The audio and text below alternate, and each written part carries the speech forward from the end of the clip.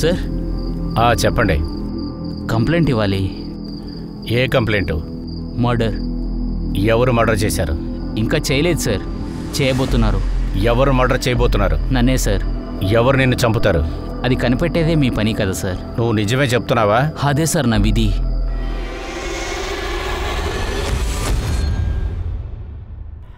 విధిరాత ఈ ఒక్క మాట మాత్రమే మన జీవితాన్ని తలకిందలుగా మార్చేస్తుంది. నమస్కారం, నేను మీ అనూప్ సోని, ఈ ఎపిసోడ్ హోస్ట్. ఈ ఎపిసోడ్లో మీరు చూడబోయేది ఆసక్తికరమైన కేసు ఏంటంటే, అందరూ వణికిపోతున్న ఈ కేసులో నిజమైన ట్విస్ట్ అండ్ టర్న్స్ ఏంటంటే, విధి ఆడే ఆటనే మీరు చూడబోతున్నారు.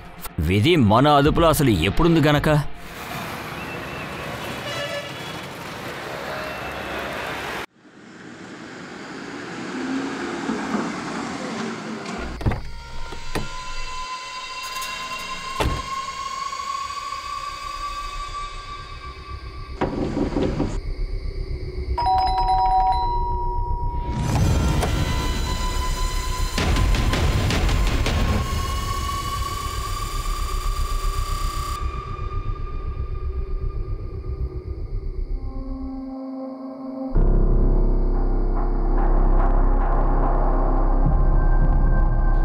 రీమా,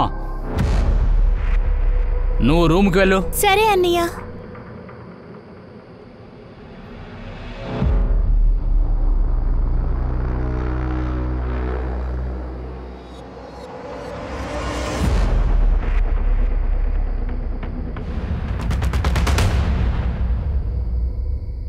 ఈ ఆయుష్ నడుచుకునేదాన్ని చూస్తుంటే మన కుటుంబం పరువే పోయేటట్టుంది. ఎవరి కుటుంబం? మాదా మీదా?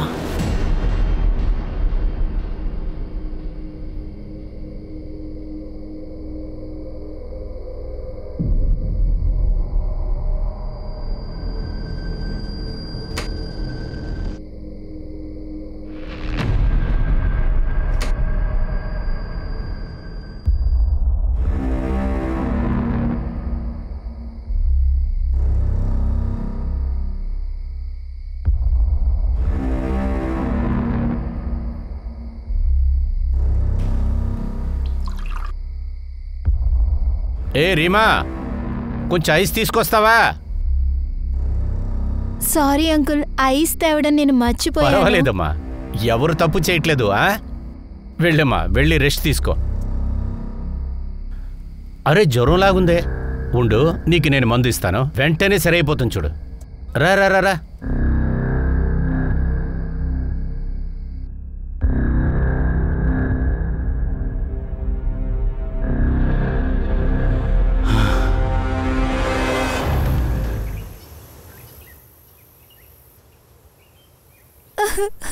మమ్మీ, మోహిత్ చాలా మోసగాడు. ఆయన్ని నేను చాలానే నమ్మాను. ఆయన చెప్పిన మాటలు విని ఇంటిని వదిలి వెళ్ళిపోయాను. దాన్ని పెళ్లి చేసుకుని నేను చాలా తప్పు చేశానమ్మా. ఒకవేళ మీరు చెప్పింది నేను విన్నట్టయితే నేను అక్కడికి వెళ్ళనమ్మా.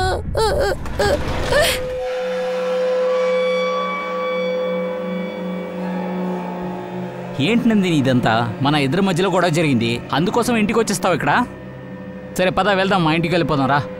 లేదు, నేను చెప్తున్నాను కదా, రా ఇంటికి వెళ్దాం. చెప్తున్నాను కదా. నా చెల్లి నువ్వు బలవంత పెట్టను, నా పెళ్ళాం, అర్థమైందా నీకు? వెళ్ళు, బయటికి వెళ్ళు. వెళ్ళు. ఒక్క నిమిషం, ఇప్పుడు నేనేం చేయబోతున్నాను మీకు చూపిస్తాను. మిమ్మల్ని ఎవరిని వదలను. ఓరా, బయటికి బొమ్మన కదా, పో.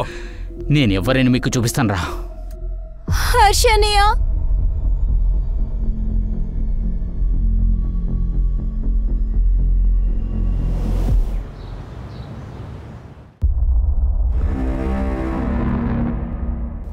సునీ, పేషెంట్ని 3 గంటలు అబ్జర్వేషన్ చేయి. బీపీ షుగరు మానిటర్ చేస్తూనే ఉండు. చూసుకో, జాగ్రత్త. నానా, మీరెందుకు నా క్రెడిట్ కార్డ్ని బ్లాక్ చేశారు? డబ్బు ఖర్చు పెడతానికి ఒక లిమిట్ ఉందిరా.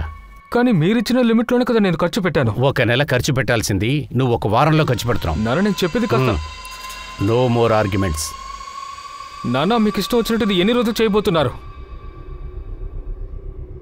నేను ప్రాణాలతో ఉన్నంత వరకు అలాగే చేస్తుంటాను. సార్, ప్రదీప్ సార్కి ఏదో ప్రాబ్లం అయింది. ఆయనకేమైంది? సార్ త్వరగా రండి సార్.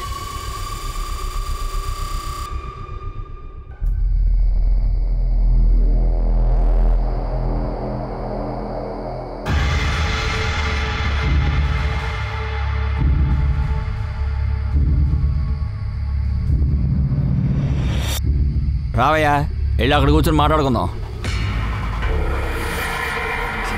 రా.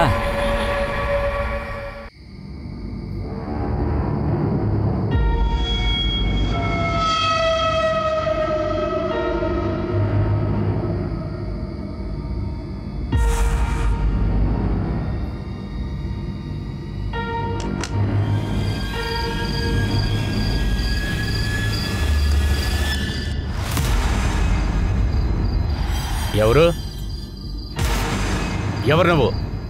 వెనక్కి వెళ్ళు. వెళ్ళమని చెప్తున్నాను కదా. నువ్వా? అదేంటి లోపలేదో శబ్దం వినపడుతుందే? అరే శబ్దం కాదు, ఇంకేమీ కాదు. నీకు మత్తు ఎక్కింది అంతే. సైలెంట్ గా కూర్చొని తాగవయ్యా. అంత మత్తులేం లేదయ్యా. చాలా ఆపు, నేను ఎందుకైనా చూసొస్తా.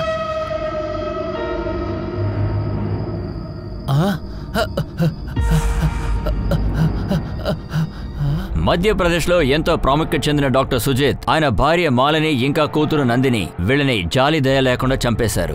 అందరూ చూసి బొడికిపోయారు. ఈ డాక్టర్ కుటుంబం మీద ఎవరికంత శత్రుత్వం ఉంది, ముందు అది కనిపెట్టాలి. ఈ హత్యలు 2 కూడా చాలా దారుణమైన పద్ధతిలో జరిగాయి. ఈ 2 హత్యల వెనక ఉన్న ఉద్దేశం ఏంటి? ఇంత దారుణమైన ఈ 2 హత్యల్ని చేసింది ఎవరనేది కనిపెట్టాలి.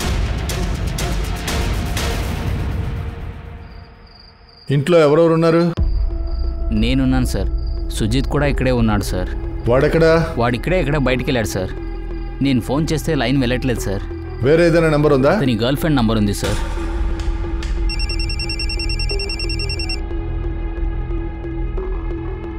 రాకేష్ అన్నా, చెప్పండి రాకేష్ అన్నా. సంచిత, ఆయుష్ వచ్చాడా? ఆయుష్ ఇక్కడ లేదే. ఒక్క నిమిషం, పేరు పూర్తి చేసేలోపు వచ్చేసాడు. రాకేష్ అన్న లైన్లో ఉన్నారు. మీ నెంబర్ దొరకలేదంట, మాట్లాడండి. చెప్పు రాకేష్. నువ్వు ఎక్కడున్నావు? త్వరగా రా, ఇక్కడ పెద్ద సమస్య జరుగుతుంది. పోలీసు వాళ్ళు వచ్చారు. ఏంటి? హే ఆయుష్, థ్యాంక్ యూ సో మచ్ రా, హెల్ప్ చేసినందుకు. అరే ఇదంతా తర్వాత మాట్లాడొచ్చు. ఆయుష్ ఇంటికి పోలీసులు వచ్చారట. సరే వెళ్దాం పద. ఏంటి పోలీసు? అవును.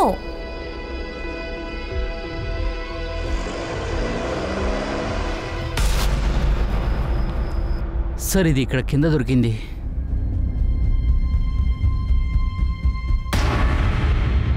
ఈ ఇంట్లో ఎవరెవరు పనిచేస్తున్నారు? సార్ నేను వాచ్మెన్గా పనిచేస్తున్నాను సార్. తర్వాత మాలా కూడా ఇక్కడే పనిచేస్తుంది. తను పగలు ఇంటికి వెళ్ళిపోతుంది సార్. ఇంట్లో ఇంత పెద్ద దాడి జరిగింది, అప్పుడు నువ్వెక్కడున్నావు? అప్పుడు నేను వీడితోనే ఉన్నాను సార్. వీడితో అంటే ఎక్కడున్నావు? పక్కనున్న బంగ్లాలో. నీతోనే ఉన్నాడా? అవును సార్, తను నాతోనే ఉన్నాడు. అక్కడేంట్రా చేస్తున్నావు? సార్ అది ఏంటంటే సార్, తాగున్నావారా? చెప్పరా. బయట మెయిన్ గేట్ ఓపెన్లోనే ఉంది, నువ్వు పక్క బిల్డింగ్కి వెళ్ళి తాగి వస్తున్నావు. కానీ ఇంట్లోకి రావడానికి గుమ్మం ఉంది కదా, ఇది ఓపెన్లో ఉందా లాక్ చేసి ఉందా? బాగా తెలుసా?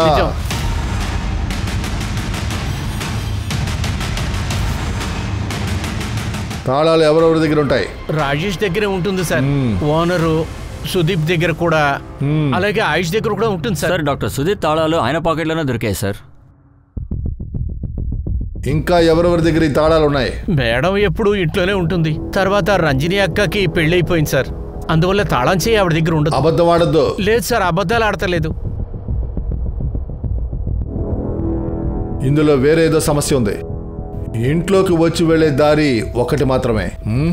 అయితే మహేదర్, నువ్వు ఒక పని చేయి, చుట్టుపక్కలంతా బాగా కనుక్కో. అలాగే ఎక్కడైనా సీసీటీవీ ఫుటేజ్ ఉంటే అది తీసుకొని రా. Very urgent.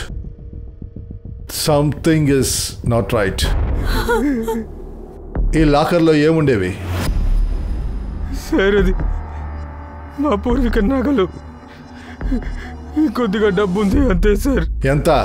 5-10 ఉంటుంది. 5,000? అంతకు మించి ఇందులో పెట్టారు సార్. ఆ నగల తాలూకా ఫోటోగ్రాఫ్స్ ఏమైనా ఉన్నాయా? సార్ అదంతా ఎన్నో రోజుల ముందు అమ్మకి నగ పెట్టేటప్పుడు తీసేసింది సార్. సరే, పాతవి ఏమన్నా ఉన్నాయా ఫోటోగ్రాఫ్స్? అంటే మీ అమ్మగారు ఆ నగలు వేసుకున్నట్టుగా కానీ? ఆల్బమ్ ఇక్కడే ఎక్కడో ఉంది sir.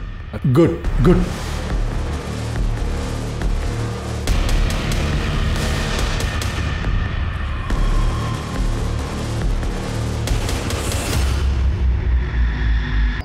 Family total report collect చేయి. ఒకవేళ ఏదైనా క్లూ దొరకొచ్చుగా. ఇంకో టీంని సుజిత్ హాస్పిటల్కి పంపించు. ట్రీట్మెంట్లో ఏదైనా సమస్య ఉందా అడుగు. ఇప్పుడు అటువంటి దాడి ఏదైనా జరగచ్చు. అక్కడ ఏదైనా తప్పు జరిగిందంటే పేషెంట్స్ డాక్టరే కారణం అంటారు, వాళ్ళని అటాక్ చేస్తారు. ఓకే, వెళ్ళండి. సార్.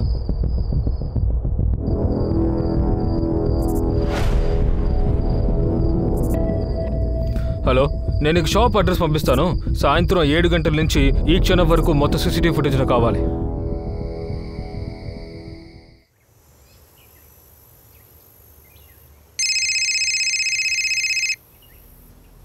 రాకేష్ అన్నా, మీ ఫోన్ మోగుతుంది చూడండి. రాకేష్ సార్, నేను భోపాల్ లేడీస్ హాస్టల్ నుంచి మాట్లాడుతున్నాను. చెప్పండి. ఈ రోజు మేము అటెండెన్స్ వేసేటప్పుడు అప్పుడే తెలిసింది రీమా హాస్టల్లో లేదు అని. మేము ఇక్కడ అమ్మాయిలందరినీ అడిగి చూసాం. అప్పుడే చెప్తున్నారు రాత్రంతా తను కనిపించలేదని. అదెలా జరిగి ఉంటుంది? తను ఎక్కడుంది? మీరెందుకు ఇంత కేర్లెస్గా ఉన్నారు? వెంటనే ఇప్పుడే కాల్ చేయండి, సరేనా? తన మొబైల్ తన పిల్లో కిందే దొరికింది మాకు. నేను ఇక్కడ లోకల్ పోలీసులకి ఇన్ఫార్మ్ చేశాను. మాకు మాత్రం ఏదైనా అయితే మీ ఎవరిని వదిలిపెట్టను.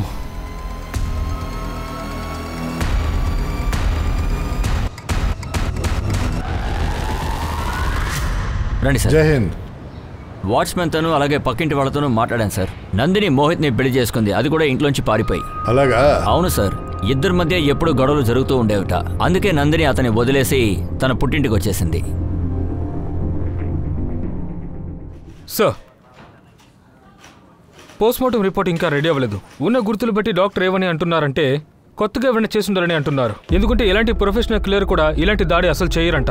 అలాగే ఇంకొక విషయం, ఏ డెడ్ బాడీలో కూడా వాళ్ళ ఫింగర్ ప్రింట్ తప్ప ఇంకా ఎలాంటి ఫింగర్ ప్రింట్ లేదంట. అయితే నేను అనుమానించింది కరెక్టే అయింది.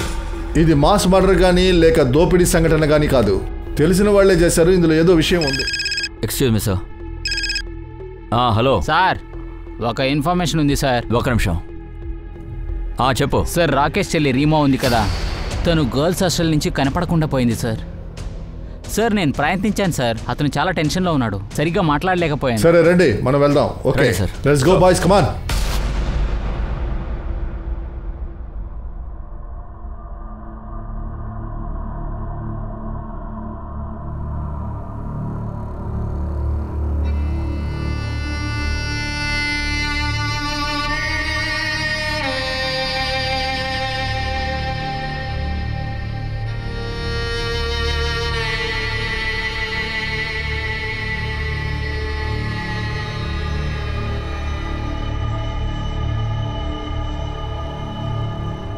చూడు,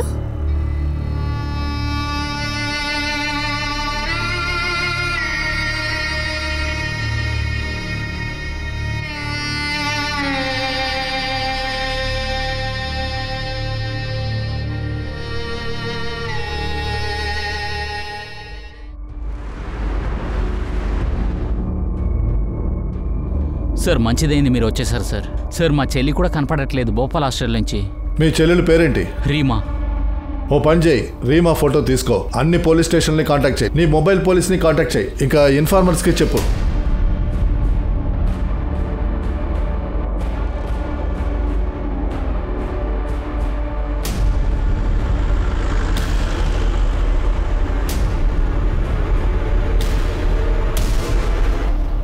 సార్ నమస్కారం. జై హింద్ బాబు.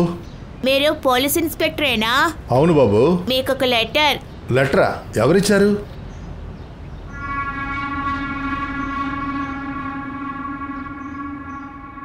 నమస్తే సార్. నమస్తే. నా పేరు మాలా. సరే. నేను ఈ ఇంట్లోనే పనిచేస్తున్నాను. నిన్న ఉదయం ఇంటికి పనికొచ్చినప్పుడు ఏం చూశానంటే, మమ్మీ, నేనిప్పుడు పెళ్లికి రెడీగా లేననుకుంటా. ప్రేమించినప్పుడు మోహితే ఈ ప్రపంచంలో మంచి అబ్బాయినే అనుకున్నాను. తను పెళ్లి చేసుకుంటే చాలా సంతోషంగా ఉంటానని అనుకున్నాను. కానీ కదే వేరేలా జరిగింది. అలా అయితే 1 సంవత్సరం నుంచి మీరు గొడవ పడుతూనే ఉన్నారా? లేదు మమ్మీ, అప్పుడు కూడా నేను చాలా సంతోషంగానే ఉన్నాను. కానీ ఇప్పుడే చాలా గొడవలు జరుగుతున్నాయి. ఆ సంతోషం కోసం ఈ ప్రపంచానికి ఒక ఛాన్స్ ఇచ్చి చూడు. కావాలంటే చూడు, ఈ సంతోషం మళ్ళీ తిరిగి వస్తుంది. సార్, అమ్మగారు చెప్పిన వెంటనే నందిని ఉదయాన్నే తన ఇంటికి వెళ్ళిపోయింది సార్. ఏంటి? అవును సార్.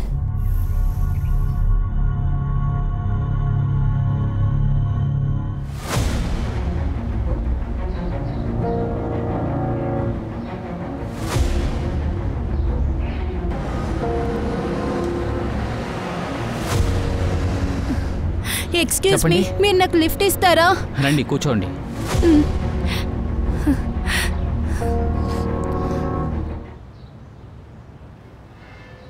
ఎంతైంది? 50 రూపాయలు సార్.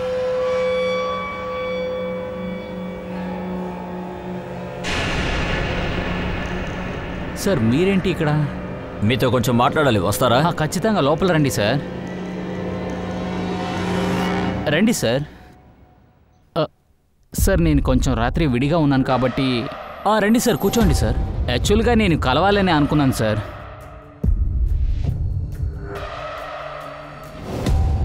నువ్వు వేసుకునే షర్ట్ ఇక్కడే పడుంది. నువ్వు నందినిని ఎక్కడ చూసావు, ఎప్పుడు చూసావు? సార్ అది నా వల్ల తప్పు జరిగింది సార్. నిన్న నందిని ఇక్కడ వచ్చింది సార్.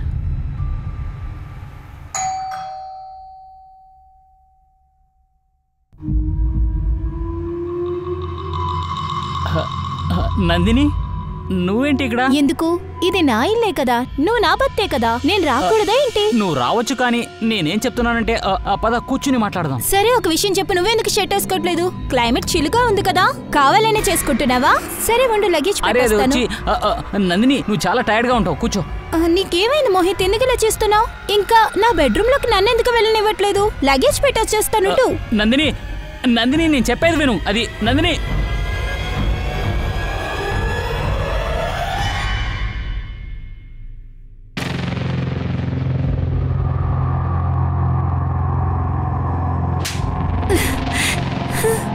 నువ్వెంత మోసం చేస్తావని నేను అస్సలు అనుకోలేదు. సార్ నేను అలాంటి తప్పు చేయకపోతే ఈరోజు నందిని అయితే ప్రాణాలతో ఉండేది సార్. ఇది ఎన్ని గంటలకు జరిగింది? అది మధ్యాహ్నం 2-3 గంటల ఉంటుంది సార్. నందిని మర్డర్ రాత్రి 9 గంటలకి కదా జరిగింది. 2 గంటల నుంచి 9 గంటల మధ్య నీకు నందినిని కాంటాక్ట్ చేయాలనిపించలేదా? సార్ నేను చాలా సార్లు ప్రయత్నించాను సార్, కానీ ఒక్క కాల్ని కూడా అటెండ్ చేయలేదు సార్. దాని తర్వాత నాకు తను చనిపోయిందని విషయం వచ్చింది సార్.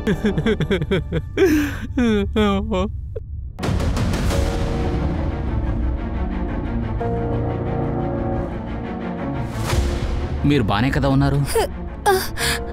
అవును సార్, డాక్టర్ సుజిత్ వాళ్ళ ఇంటి పక్కన సీసీటీవీ ఫుటేజ్ మొత్తం కలెక్ట్ చేశాను సార్. చూపించు.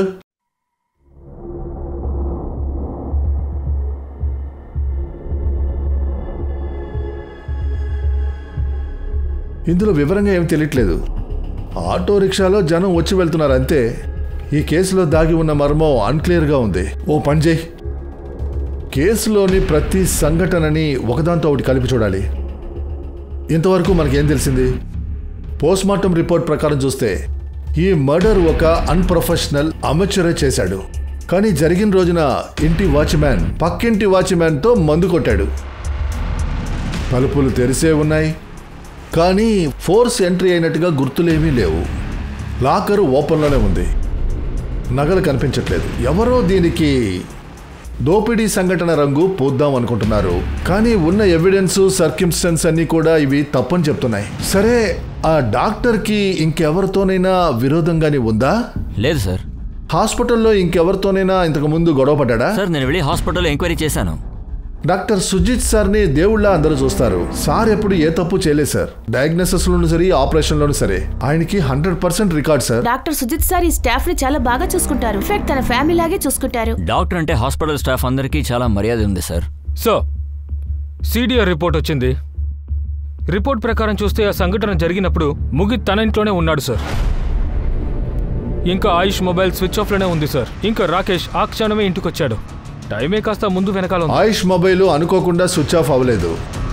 ఓ పని చేయి, రాకేష్ ఇంకా ఆయుష్ని క్లోజ్గా వాచ్ చేయి. వాళ్ళ చెల్లెలు రీమా గురించి ఏమైనా తెలిసిందా? లేదు సార్, ఏం తెలియదు సార్.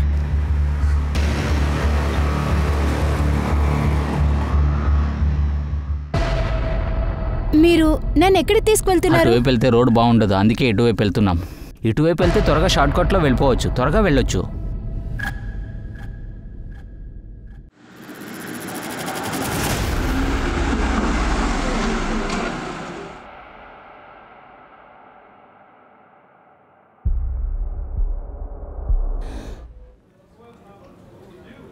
సార్ నేను లోపలికి రావచ్చా? రండి.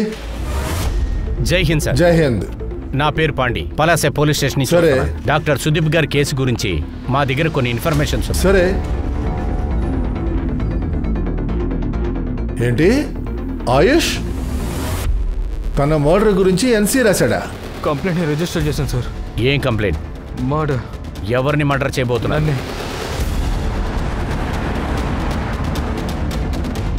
ఆయుష్ చెప్పండి సార్. నువ్వు పలాసా స్టేషన్లో ఎన్సీ చేసావా? నీ ప్రాణానికి ప్రమాదం అన్నావా? ఎవరి వల్ల ప్రమాదం?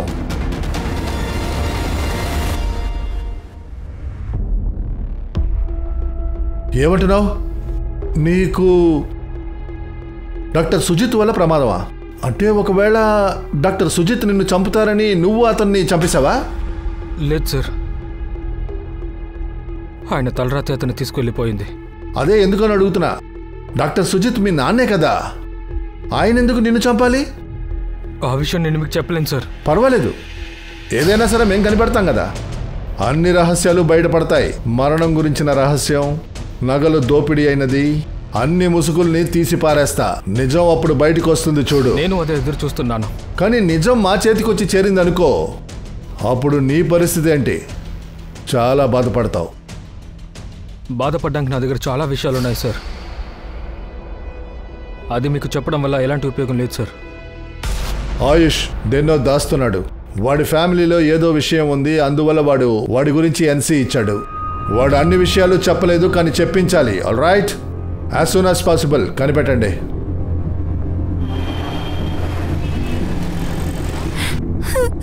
రాకేష్ అన్నయ్య, రాకేష్ అన్నయ్య, రీమా, రాకేష్ అన్నయ్య. ఏమైంది?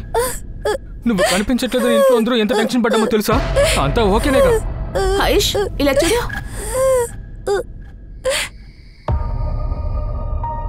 రీమా, నీ విషయంలో జరిగింది చాలా పెద్ద ఘోరమే. అయినా చెప్పా చేయకుండా ఈ విధంగా హాస్టల్ నుంచి నువ్వు వెళ్ళుండకూడదమ్మా.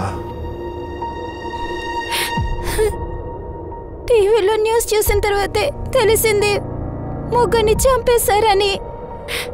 అప్పుడు నాకేం చేయాలో తెలియలేదు. చాలా కంగారుగా అనిపించింది. వార్డెన్ దగ్గర అడిగిన తర్వాత రాకేష్ అన్న వచ్చేంత వరకు వదలనని చెప్పారు. అందుకనే నేను ఎవరికి చెప్పకుండా పారిపోయాను. అమ్మా, అన్నీ సర్దుకుంటాయిలే. మేమున్నాం కదా, we will take care of you. అమ్మా, నీ అన్నయ్య ఎక్కడమ్మా? సుజిత్ ఎప్పుడూ వాడిని డాక్టర్ అని అనుకుంటున్నాడు. వాడికి నేను ఎంత సేవ చేసింది తెలుసా? చివరిదాకా అతను నాకు ఏది ఇవ్వలేదు. ఏదో అడుగు తినే వాళ్ళకి విసిరి లెక్క పెడుతున్నాడు. అతను ఆడినట్టుగా నన్ను ఆడమంటున్నాడు. ఇది చెయ్యి, అది చెయ్యి, అలా చెయ్యి, ఇలా చెయ్యి అని చెప్పేవాడు. రే, అతను నిన్ను నీ చెల్లెల్ని చాలా జాగ్రత్తగా పెంచాడు కదరా. ఈ రోజే అంతిమ సంస్కారం జరిగింది. నువ్వు అతని డబ్బుతో తాగి అతన్నే తిడుతున్నావరా? మంచిదాయనరా, చనిపోయాడు రా వాడు. నువ్వు మాట్లాడకుండా సైలెంట్గా ఉండవు. డబ్బు కావాలి కదా నీకు? ఇదిగో తీసుకో, ఇదిగో ఇది పెట్టుకో. సంతోషమా? ఇక మీద ఎప్పుడు నా వైపు రాకు, నాతో మాట్లాడకు, అర్థమైందా? నేను చాలా త్వరగా ఏసీ బార్లో తాగబోతున్నాను రా. నీకు నా గురించి తెలియదు కదా. సగం అదృష్టం నన్ను వెతుకుంటూ వచ్చేసిందిరా, మిగతాది వచ్చేస్తుందిరా.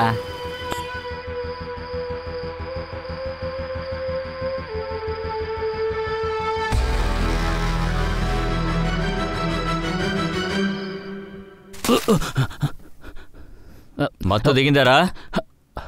ఇప్పుడు చెప్పు, బార్లో కూర్చొని ఎందుకు డాక్టర్ని తిడుతూ ఉన్నావు? సరే, సార్కి అంత డబ్బు ఎక్కడి నుంచి వచ్చిందో చెప్పు. సార్, సుజిత్ చాలా దారుణమైన మనిషి సార్.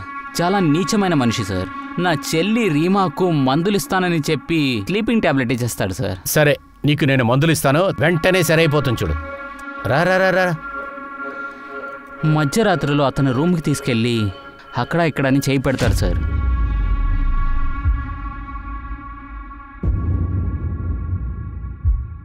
సుజిత్,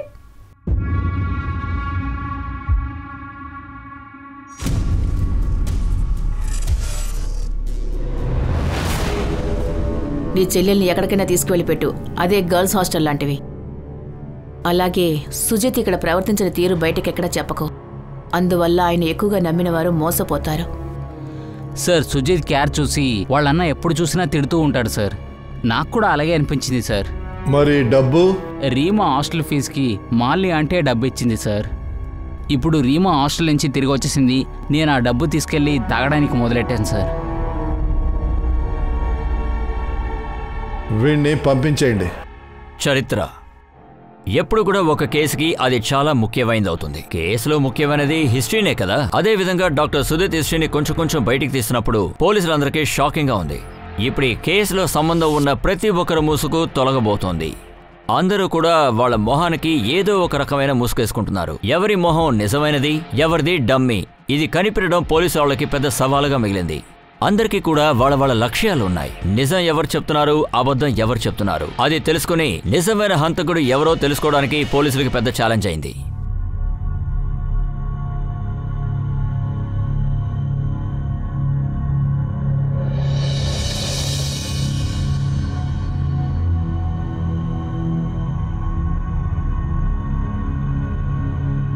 ఈ లిస్ట్లో ఎన్ని నంబర్స్ ఉన్నాయో సో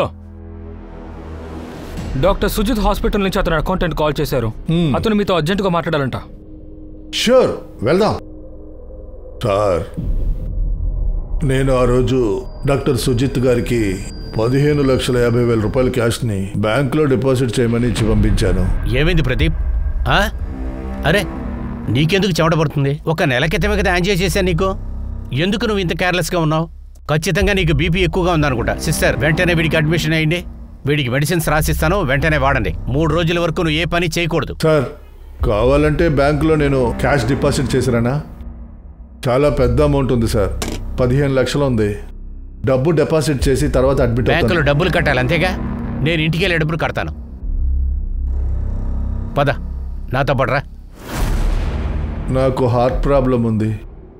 అందువల్లే ఎవరు నా దగ్గర ఈ విషయం చెప్పలేదు.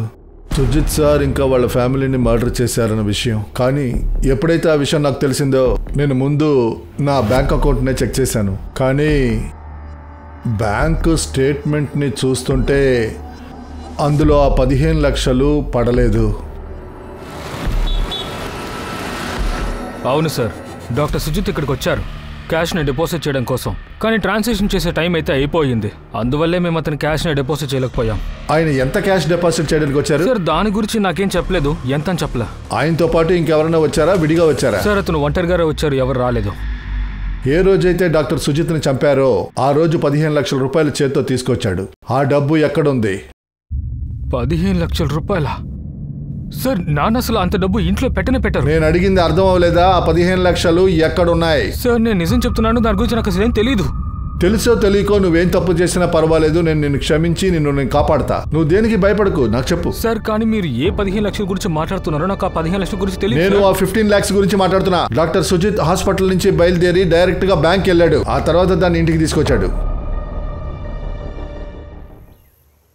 సార్, నగల కొట్టాయన వచ్చాడు సార్. దొంగలింపబడ్డ నగల ఫోటో తీసి పంపించాం కదా, దాని గురించి ఏదో మాట్లాడాలట. లోపలికి రమ్మను. అలాగే సార్. ఒకరోజు ఇతను కొట్టు వెతుక్కుంటూ వచ్చాడు. మీరు ఎటువంటి పిక్చర్ లాగా చెప్పారో అదే విధంగా పాత నగలు అమ్మటానికే వచ్చాడు. సరే, అప్పుడు నేను అతనితో ఏం చెప్పానంటే, ఇది పెద్ద అమౌంట్, ఇది వెయిట్ చేస్తే నేను చేసి పెడతానని చెప్పాను. Very good. మీరు ఒక పని చేయండి, మీరు వాడిని ఆ షాప్ వెనకాల వచ్చి మీట్ చేయమనండి. అవును సార్. వాడికి చెప్పండి షాప్ లో సీసీటీవీ కెమెరా ఉంది, బిల్లు లేకుండా మనం ఇచ్చామంటే ఇరుక్కుపోతామని చెప్పండి. ఏ నగల కొట్టు గురించి అయితే పోలీసులు వెతుకుతున్నారో చివరికి దాని గురించిన లీడ్ కూడా దొరికింది. ఇప్పుడు నగలు దొరికాయి, ఆ దొంగ దొరికాడు.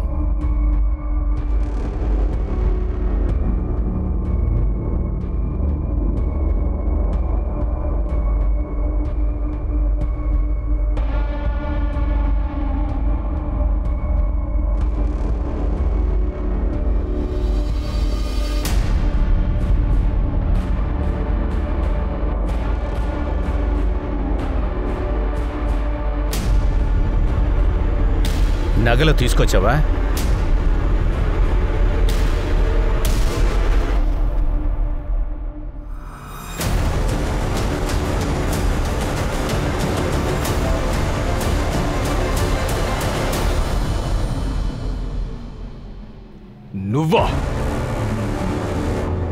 నువ్వు ఆ నగలు దాంతోపాటు క్యాష్ను కూడా నువ్వు దోపిడీ చేశావు. దోపిడీ చేయడం మాత్రమే కాకుండా ఆ ఇంటికి చెందిన ముగ్గురిని చంపేశావు. దానికి నీ చెల్లెలు కూడా నీకు తోడుగా ఉంది. సార్ నేను అక్కడ ఉండే నగలు మాత్రమే తీసుకొచ్చాను సార్.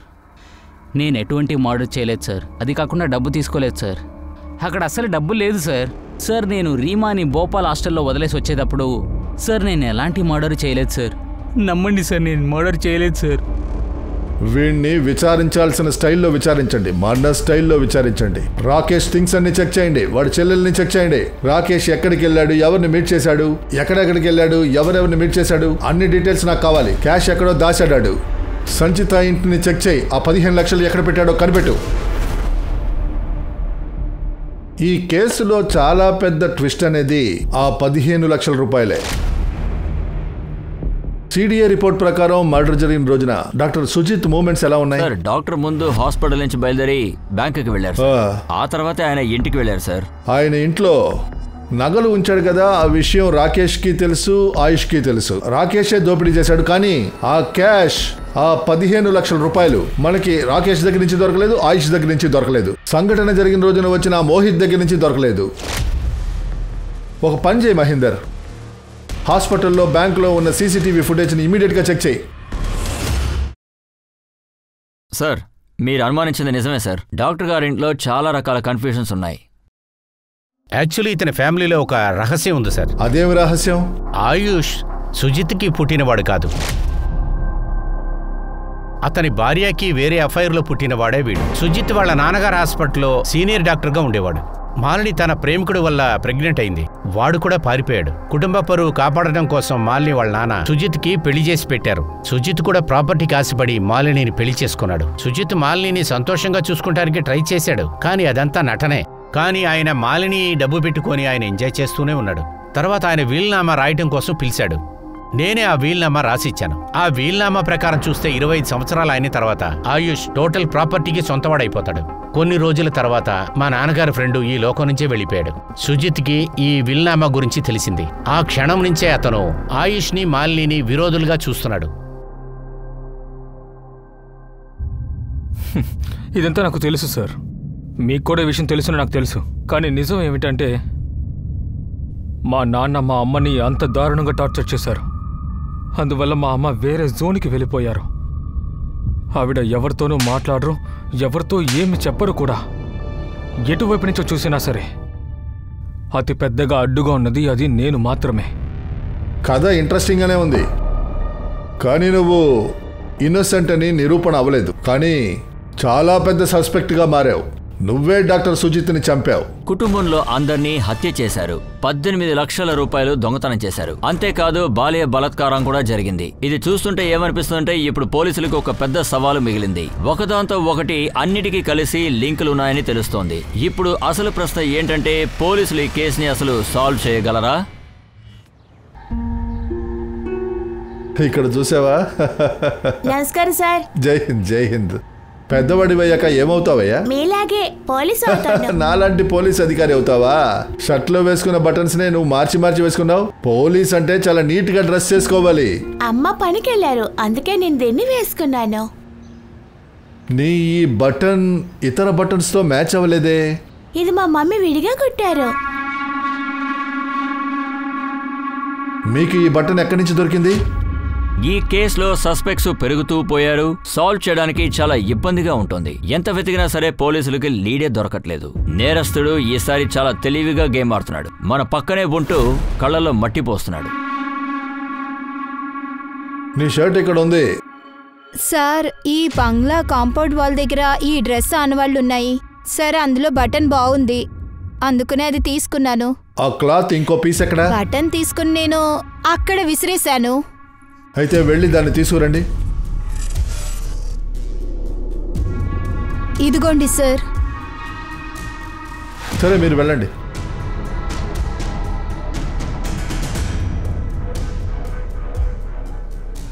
సార్ ఈ షర్ట్ పీస్ నాది కాదు సార్. ఫోరెన్సిక్ డిపార్ట్మెంట్ నుంచి ఒక విషయం నిరూపణ అవుద్ది. ఈ పీస్ ఇది నీ షర్టులోనిదే. చెప్పు, నిజం చెప్పు. సార్ నేనేమనుకున్నానంటే పరా నిజమే కదా? చెప్పరా? సార్ అదేది నిజం కాదు సార్. 15,50,000 ఎక్కడరా ఉంది చెప్పు. నాకు దాని గురించి ఏది తెలియదు సార్. మహేందర్ నీ స్టైల్లో ఇంట్రాగేట్ చెయ్యి, వాడు నిజం చెప్పేంత వరకు కొట్టు. సార్ నేను చెప్పేది వినండి సార్, నాకు దాని గురించి ఏమీ తెలియదు సార్. సార్ ఒక నిమిషం sir. Sir sir sir sir sir bank and hospital 2 చోట్ల సీసీటీవీ ఫుటేజ్ వచ్చింది సార్. సార్ ఇది బ్యాంక్ యొక్క ఫుటేజ్.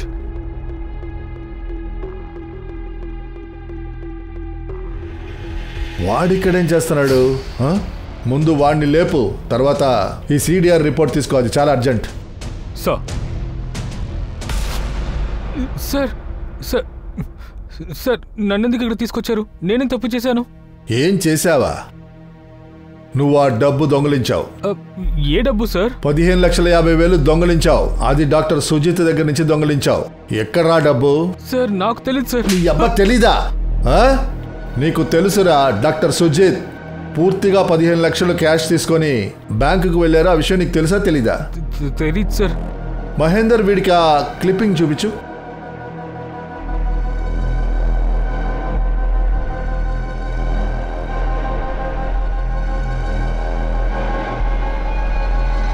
చెప్పరా, నువ్వు అప్పుడు అక్కడ ఏం చేసావురా?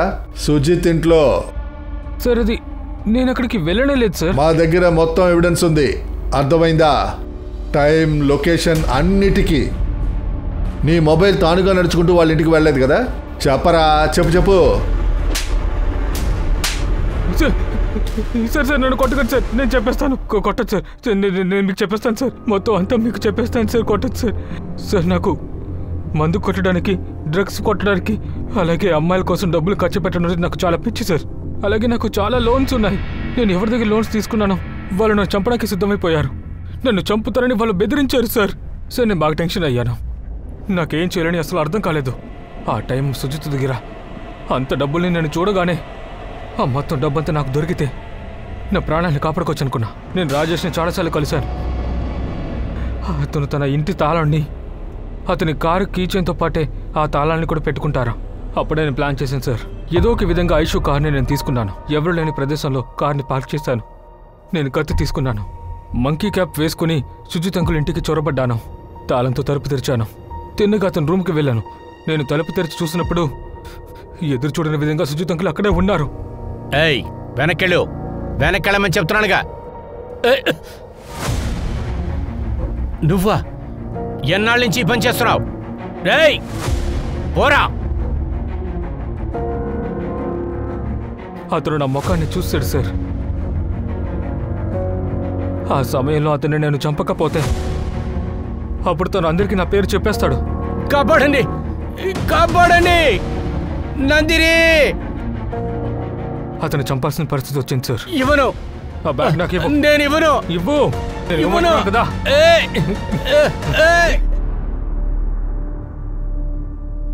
అనుమానితుల లిస్టు పెరుగుతూ ఉన్నప్పటికీ కూడా పోలీసులు ఈ కేసుని చాలా తెలివిగా హ్యాండిల్ చేశారనే చెప్పాలి. నిజమైన నేరస్తుడిని ఎవిడెన్స్ తో పాటు కోర్టులో ప్రొడ్యూస్ చేశారు. చట్ట ప్రకారం అతనికి శిక్ష పడడం జరిగింది. ఇదంతా చూస్తున్నప్పుడు మనకొక విషయం తెలుస్తోంది. అందరూ కూడా ముందుగానే అలర్ట్ గా ఉండుంటే బాగుండేది కదా. ఒకవేళ డాక్టర్ తర్వాత ఆయుష్ ఈ డబ్బు పిచ్చి గురించి అందరూ అర్థం చేసుకుంటే బాగుండేది. అలాగే నందిని లవ్ మ్యారేజ్ చేసుకోకుండా ఉండాల్సింది. రీమా కూడా సుజిత్ మనసులో ఏముందో తెలుసుకుంటే బాగుండేది. అండ్ ఆయుష్ వాళ్ళ అమ్మని హింసించే వాళ్ళ నాన్న నుంచి కాళ్ళు. విధిరాత ఎలా ఉందో చూసారా? కానీ మీరు నేను చాలా అలర్ట్ గా ఉండాలి. ఫాస్ట్ గా వెళ్లే ఈ ప్రపంచంలో జాగ్రత్తగా ఉండాలి. నేను మీ అనూప్ సోని ఈ ప్రస్తుతానికి సెలవు తీసుకుంటున్నాను. తర్వాత ఎపిసోడ్ లో నేను మిమ్మల్ని మళ్ళీ కలుస్తాను. అప్పటి వరకు వేచి ఉండండి. ఆ కేసు కూడా ఆసక్తికరంగానే ఉంటుంది. గుర్తుంచుకోండి, నేరానికి మనకి ఉన్న దూరం ఒక దారం అంతే. అలర్ట్ గా ఉండడం మనకే మంచిది. జాగ్రత్తగా ఉండండి, సురక్షితంగా ఉండండి. జై హింద్.